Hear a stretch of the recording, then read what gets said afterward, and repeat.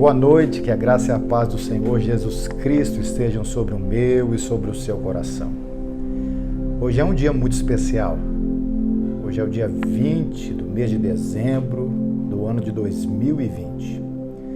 O último domingo que antecede o Natal, o advento do nosso Senhor e Salvador Jesus Cristo. É maravilhoso ter você em nossa companhia. Chame toda a sua família, todos os seus amigos, compartilhe o nosso link com o máximo de pessoas que você puder. E juntos nós vamos celebrar o nome do nosso Salvador. Que tal se a gente fizer uma oração juntos agora? Vamos fazer isto? Oremos. Nosso Deus, nós te agradecemos por este dia. Nós te louvamos pela bênção da vida, pela bênção da paz, pelo perdão dos nossos pecados, pelos méritos da cruz do nosso Salvador. Nós dedicamos, ó Deus, a Ti todo o ato deste culto. Seja glorificado, seja adorado através da nossa vida. Nós já oramos por todos estes que estão aqui conosco. Abençoe-nos, ó Deus, e que possamos prestar um culto de adoração ao Teu nome. Oramos em nome de Jesus. Amém. Vamos adorar o Senhor com um hino belíssimo, hino 266, do Inário Novo Cântico. Eu peguei essa letra e eu queria muito que você adorasse o Senhor Jesus comigo. Vamos juntos? Rude Cruz.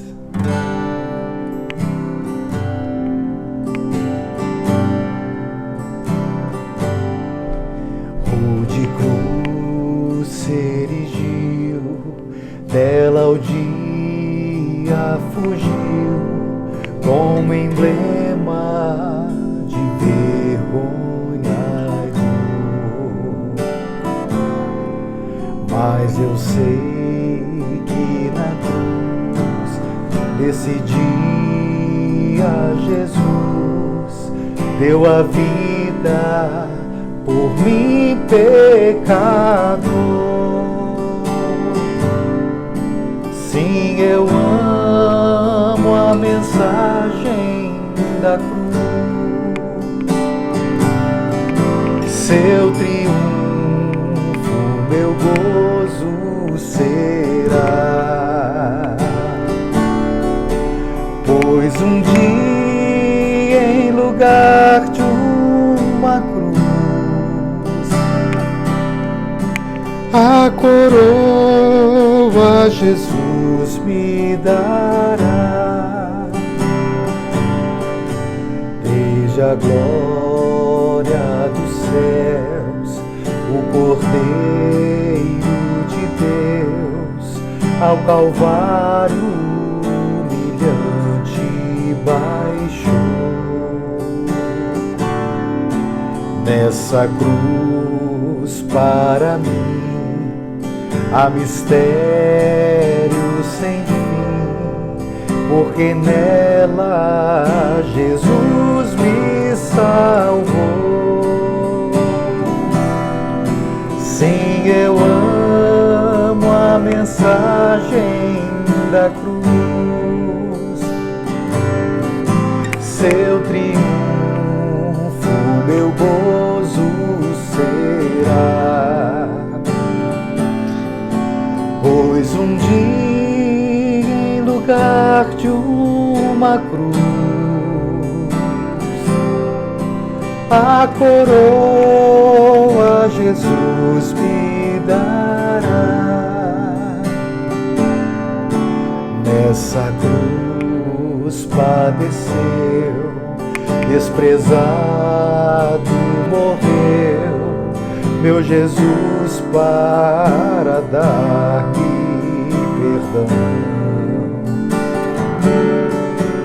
Eu me alegro na cruz, dela vem graça e luz para minha santificação.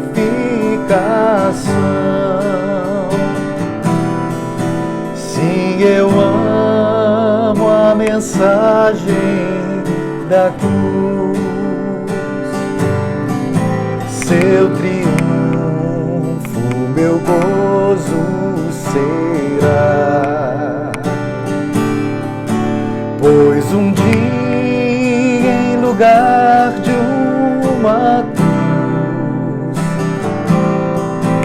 a coroa Jesus me dará.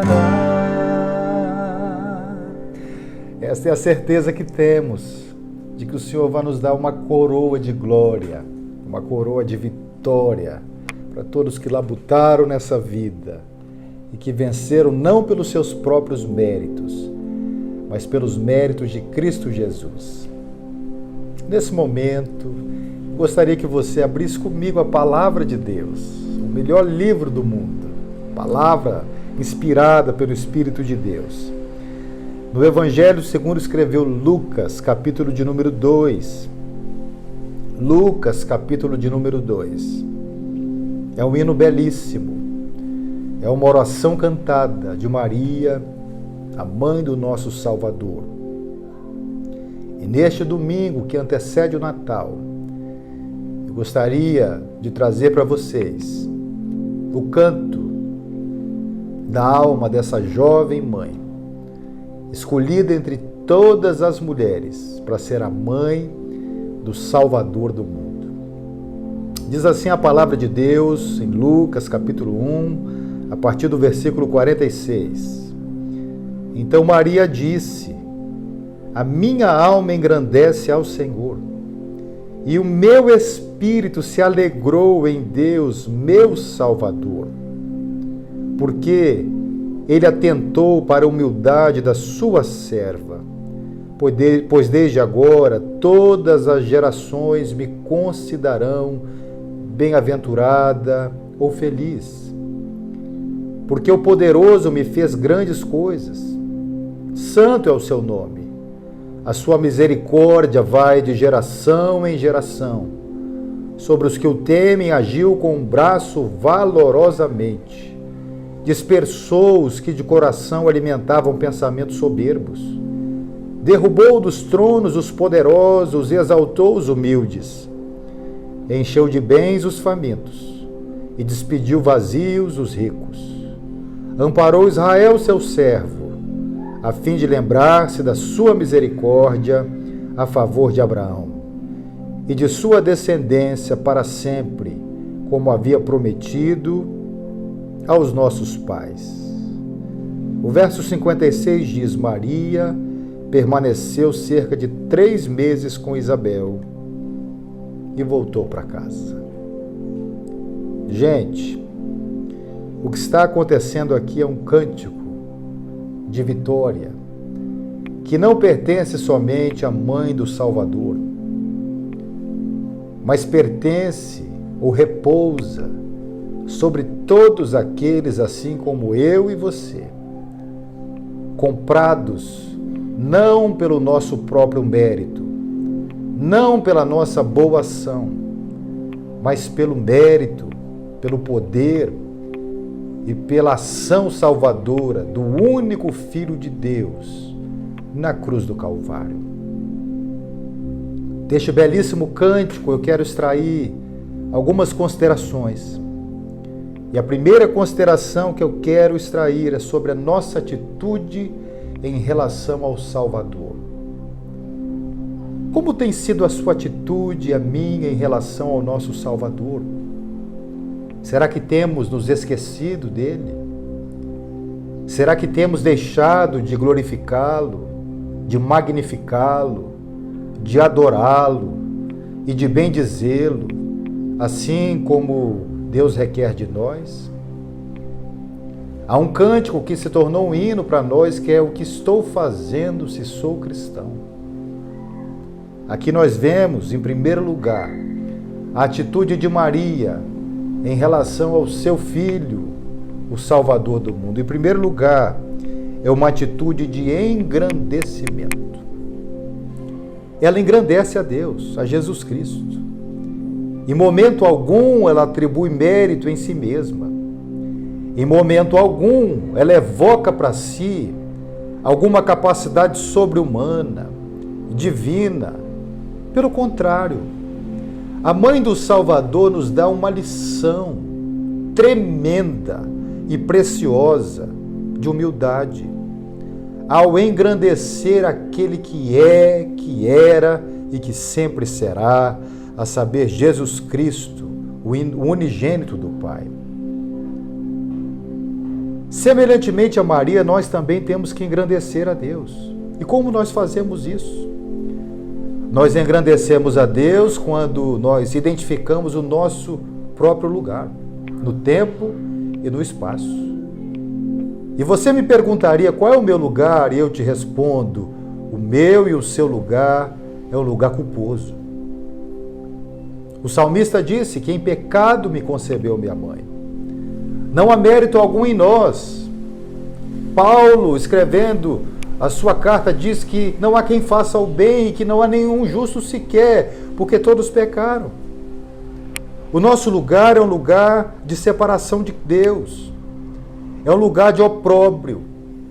Nós deliberadamente escolhemos o lamaçal do pecado quando caímos do estado da graça. Então, engrandecer a Deus é olhar para nós como pecadores e nos humilharmos diante desse Deus que é o único capaz de salvar o homem todo. É o único capaz de dar um novo sentido na falta de sentido e de orientação da nossa existência. Engrandecer a Deus, é chegar no último mês do ano e reconhecer que toda boa dádiva veio única e exclusivamente das suas mãos. Engrandecer a Deus é dizer nesse final de ano, muito obrigado, Senhor, porque não nos faltou nada. O Senhor sempre esteve presente na nossa vida, na nossa família e no nosso coração. Engrandecer a Deus é ter a atitude respeitosa de elevá-lo, de reconhecer a sua própria posição, de que Ele é o Senhor dos senhores, o Rei dos reis, aquele que um dia todos os homens e mulheres poderosos e poderosas depositarão as suas coroas diante dos seus pés. O menino da manjedoura é a realeza por excelência. O menino da manjedoura é aquele que nenhum dos poderosos dessa terra é capaz de igualarem-se a ele. Mas em segundo lugar, o que nós aprendemos com Maria, mãe do Salvador? Nós aprendemos a lição da alegria. Diz a Bíblia que o meu espírito, verso 47, se alegrou em Deus, meu Salvador. Maria reconhece que Jesus Cristo é a causa, é a fonte, é a origem inesgotável da verdadeira alegria. Em outras passagens, nós vemos o anjo do Senhor dizendo: trago-vos boa nova de grande alegria. O Natal de Jesus é a alegria que dissipa a tristeza e é a coragem que dissipa o medo. Maria está nos ensinando que em Jesus nós encontramos a fonte inesgotável da alegria. E a alegria é incircunstancial. O apóstolo Paulo, escrevendo a sua carta a uma das igrejas nas quais ele pastoreava, a igreja de Filipe, dos filipenses, ele disse: alegrai-vos sempre no Senhor, outra vez digo, alegrai-vos. E por que ele diz isso? Ele fala alguém como quem tem autoridade, porque ele estava preso em Roma, e as algemas que o subjugavam pelo único crime de anunciar o Evangelho não foram capazes de extraírem dele a alegria da salvação. Quer no monte, quer no vale, nos alegramos no Senhor Jesus. Quer no alto ou no baixo, quer no muito, quer no pouco, quer nos tempos de bonança ou nos tempos de escassez, quer nos momentos da presença de muitos amigos ou naqueles momentos que os nossos próximos amigos nos traem, nós nos alegramos em Jesus Cristo, que é a fonte da alegria que vence a tristeza causada pelo pecado. Mais do que isso, a mãe do Salvador vem revelar algo tremendo.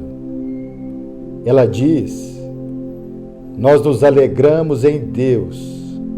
Eu me alegro em Deus, meu Salvador. Ela reconhece que pelos seus próprios méritos ela não é capaz de salvar-se. Ela reconhece que pela sua própria intermediação ou mediação é impossível uma conexão com Deus se não for pelo Cristo, unigênito do Pai. É por causa dele que a mãe do Salvador é salva, e é por causa dele que Abraão é salvo, é por causa dele que os apóstolos que lançaram os primeiros fundamentos são salvos, os profetas, os patriarcas, os hebreus, os gentios, todas as nações do mundo. É por causa de Cristo Jesus que eu encontrei salvação. Cristo é o Salvador da nossa vida. Ele é o nosso amparo, Ele é a nossa âncora, Ele é a rocha que nós construímos a nossa casa. Mas ela continua nos ensinando, em quarto lugar, e ela diz assim: porque Ele atentou para a humildade da sua serva, pois desde agora todas as gerações me considerarão bem-aventurada. Eu aprendo aqui que Jesus Cristo, ao encarnar, na encarnação do Verbo, ele olha para os menos favorecidos e traz um gesto de profunda bondade à sua vida. Maria se coloca como uma humilde serva, e não é somente como uma posição de humildade, mas em relação à sua posição social.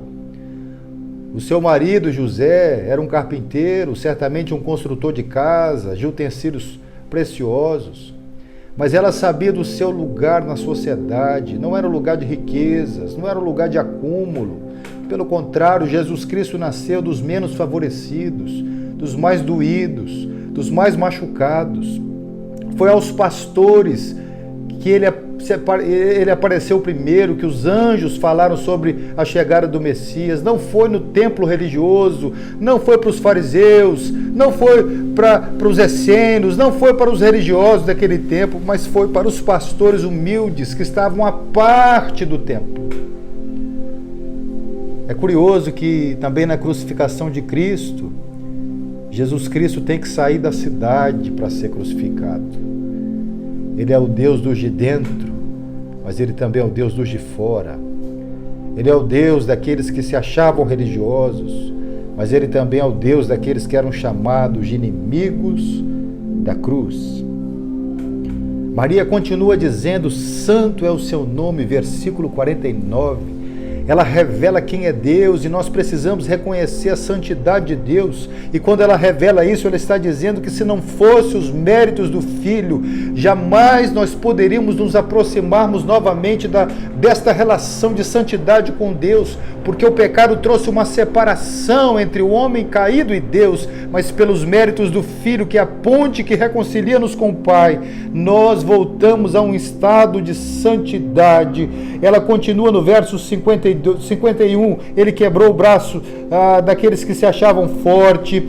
Verso 52, ele derrubou seus tronos, e ele encheu de bens os famintos e despediu vazios os ricos. Ela está dizendo que a salvação do Senhor Jesus é a salvação que levanta os humildes do seu estado de humilhação pela queda e os reconcilia com Deus, mas que também olha para aqueles que gemem e que sofrem e que estão vivendo um momento de tanta dor e violência pelas dores do mundo. Eu termino a minha fala dizendo para você que o Natal de Jesus é todo dia, é toda hora. Ontem nós fomos com um grupo pelas ruas de Vitória. Ao todo foram mais de 80 marmitex, quase 80, aliás. Nosso irmão Didi, sua família preciosa, trabalharam ali, na cozinha da nossa igreja, e proporcionaram esse momento. Eu, Priscila, Romário, André e Roberto Martins fomos às ruas da cidade. E nós não fomos como quem leva um prato de comida, nós fomos como quem quer olhar nos olhos. A sociedade multifacetada precisa ser olhada nos olhos, precisa ser amparada, precisa ser reconhecida, precisa ser ajudada. Cristo Jesus veio para o pobre e para o rico, para o grande e para o pequeno. A Ele toda a glória, a Ele toda a adoração. Vamos adorar a Deus.